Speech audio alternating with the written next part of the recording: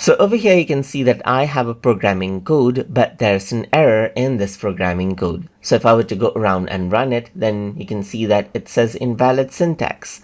So what I can do is I can use Google Gemini in order to correct out the code as well. So let me just go around over here, select all, and copy this code out and go to Gemini. And I'm going to go around and paste out this code and say correct this Python code right here, and press enter.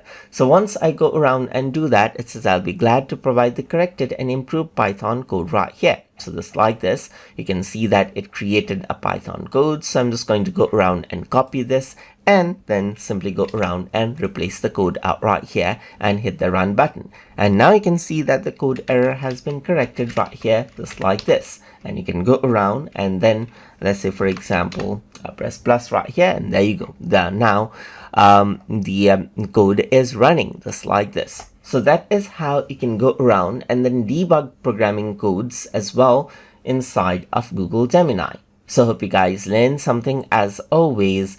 And as always, please like, comment, share, and subscribe.